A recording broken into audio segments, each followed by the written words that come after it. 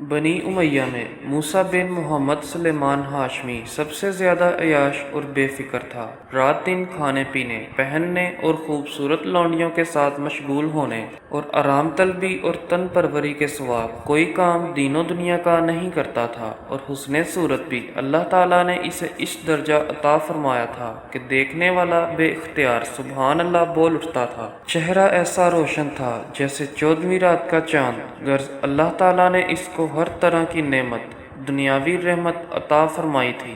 سال بھر میں 3,03,000 دینار کی آمدنی تھی۔ ان سب کو اپنے عیش و عشرت میں اڑا دیتا تھا۔ اس نے ایک بہت بلند بالا خانہ اپنے رہنے کے لیے بنا رکھا تھا، اور اس کے دونوں طرف دریچے تھے۔ ایک طرف کے دریچے تو شارع عام کی طرف کھلتے تھے، جس سے شام کو بیٹھ کر آنے جانے والوں کی سیر کرتا تھا، اور دوسری طرف کے دریچے چمنستان میں تھے۔ اس طرف بیٹھ کر چمنستان سے دل بہلاتا تھا، اور اس بالا خانہ کے اندر ایک ہاتھی کے دانت کا کبا چاندی کے میخوں سے جڑا ہوا تھا اور سونے سے ملمع کیا ہوا تھا۔ اس میں ایک نہایت قیمتی تخت تھا، اس پر وہ جلوہ افروز ہوتا، اور بدن پر نہایت بیش بہا کپڑا اور سر پر موتیوں کا جڑا ہوا امامہ ہوتا تھا، اور ارد گرد بھائی برادر اور یارانے جلسہ کا جمگھٹا، اور پیچھے غلام و خادم کھڑے رہتے، اور قبا سے باہر گانے والی عورتیں رہتیں۔ قبا میں ان عورتوں میں ایک پردہ حائل تھا، جب چاہتا انہیں دیکھتا، اور جب راگ کو دل چاہتا تو پردہ ہلا دیتا، وہ گانا شروع کر دیتی، اور جب بند کروانا چاہتا تو پردہ کی طرف اشارہ کر دیتا، وہ چپ ہو جاتی۔ غرض اسی شغل میں اس کی رات گزرتی۔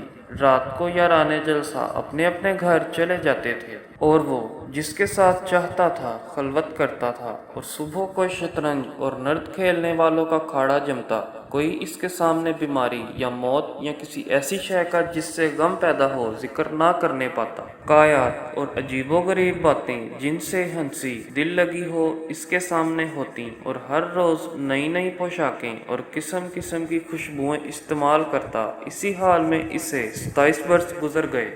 ایک رات کا قصہ ہے کہ وہ اپنے معمول کے موافق لہو لعب میں مشغول تھا، اور کچھ ہی سا رات کا گزرا تھا کہ ایک نہایت دردناک آواز اپنے مطربوں کی آواز جیسی سنی، اور اس کے سننے سے اس کے دل پر ایک چوٹ سی پڑی، اور اپنے اس لہو لعب کو چھوڑ کر اس کی طرف مشغول ہو گیا، اور مطربوں کو حکم دیا کہ گانا بند کرو، اور قبا کی کھڑکی سے وہ آواز سننے کے لیے منہ نکالا۔ کبھی تو وہ آواز کان میں آ جاتی اور کبھی نہ آتی۔ اپنے غلاموں کو آواز دی کہ اس آواز دینے والے کو یہاں لے آؤ، اور خود شراب کے نشے میں چور تھا۔ غلام اس کی تلاش کے لیے نکلے، رفتہ رفتہ اس تک پہنچے، دیکھا کہ ایک نوجوان نہایت لاغر ہے، اور اس کی گردن بالکل سوکھ گئی ہے، رنگ زرد اور لب خشک، پریشان حال، پیٹ اور پیٹھ دونوں ایک، اور 2 پھٹی پرانی چادریں اوڑھے ہوئے ننگے پاؤں مسجد میں کھڑا اپنے پاک پروردگار کے سامنے مناجات کر رہا ہے۔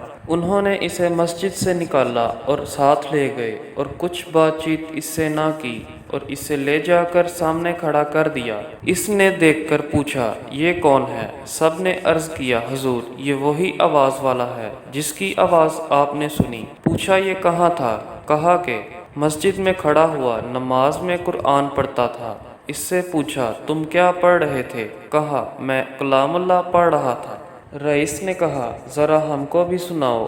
اس نے تعوذ تسمیہ پڑھ کر کہا بے شک نیک بندے آرام میں ہوں گے، تختوں پر بیٹھے سیر دیکھ رہے ہوں گے، تو پہچانے گا ان کے چہروں پر تازگی نعمت کی۔ ان کو پلائی جائے گی خالص شراب، سر بمہر اس کی مہر بجائے موم کے مشک کی ہوگی، اور اس شراب میں رغبت کرنے والوں کو چاہیے کہ رغبت کریں، اور اس میں تسنیم ملی ہوئی ہوگی۔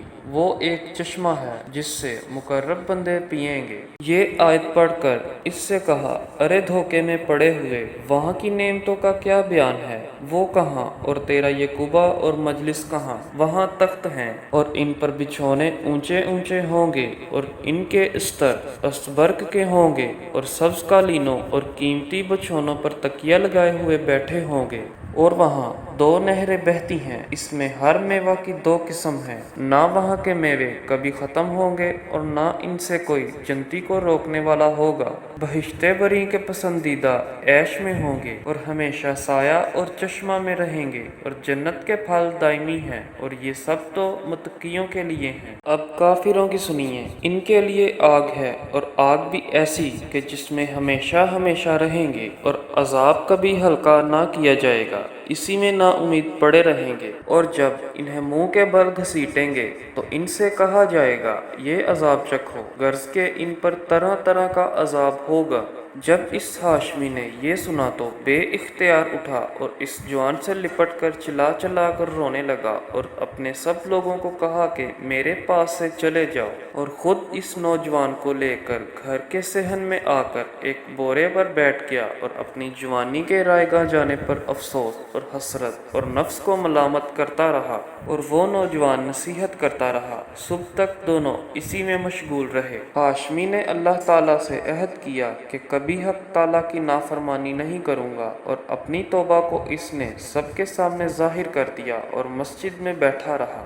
ہر وقت عبادت الہی میں رہنے لگا، اور تمام سونا چاندی اور کپڑے بیچ کر صدقہ کر ڈالے، تمام نوکر چاکر الگ کر دیے، اور غضب کی تمام جائیدادیں ان کے مالکوں کو واپس کر دیں۔ کل جائیداد، غلام، لونڈیاں بیچ ڈالی، اور جس کو آزاد کرنا چاہا آزاد کر دیا، اور موٹے کپڑے پہن لیے، اور جو کی روٹی کھانے لگا۔ پھر تو یہ حالت ہو گئی کہ ساری ساری رات بیداری میں گزارتا، دن کو روزہ رکھتا، اور بڑے بڑے صلاح اس کی زیارت کو آتے اور اس سے کہتے بھائی اپنے نفس کو اتنی سختی میں نہ رکھ، کچھ آرام بھی دے، اللہ تعالیٰ رحیم و کریم تھوڑے سے کام کی بھی قدردانی فرماتا ہے۔ وہ جواب دیتا بھائیو میں نے بڑے بڑے گناہ کیے، رات دن اللہ کی نافرمانی میں رہا، اور یہ کہہ کر خوب روتا۔ آخر کار وہ ننگے پاؤں اور بدن پر ایک بہت موٹا کپڑا پہنے ہوئے حج کے لیے گیا، اور سوائے ایک پیالہ اور توشہ دان کے کوئی چیز ساتھ نہ لی۔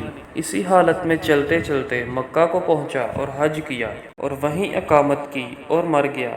مکہ میں رہنے کے زمانہ میں یہ حالت تھی کہ رات کو حجر اسود کے پاس جا کر خوب روتا اور گڑ گڑاتا، اور اپنے نفس پر گزشتہ افعالیات کر کے نوحہ زاری کرتا، اور کہتا کہ اے میرے پروردگار، اے میرے مولا، میری سینکڑوں خلوتیں غفلت میں گزر گئیں، اور کتنے ہی برس گناہوں میں ضائع ہو گئے۔ اے میرے مولا، میری نیکیاں تو سب جاتی رہیں، اور حسرت و ندامت باقی رہ گئی۔ اب جس دن آپ سے ملوں گا اور میرے نامہ اعمال کھولے جائیں گے، اور دفتر کے دفتر گناہوں اور رسوائیوں کے ظاہر ہوں گے، اس روز کیا ہوگا اور کس طرح منہ دکھاؤں گا؟ اے میرے مولا، اب میں تیرے سوا کس سے التجا کروں اور کس کی طرف دوڑوں، کس پر بھروسہ کروں؟ میرے مولا، میں اس لائق تو نہیں کہ جنت کا سوال کروں۔ میں تو آپ کے دریائے رحمت ناپید کنار اور آپ کے ابر فضل و عطا سے یہ سوال کرتا ہوں کہ میری خطاؤں کو بخش دیجیے، اور بے شک آپ ہی مغفرت والے ہیں۔ جزاک اللہ۔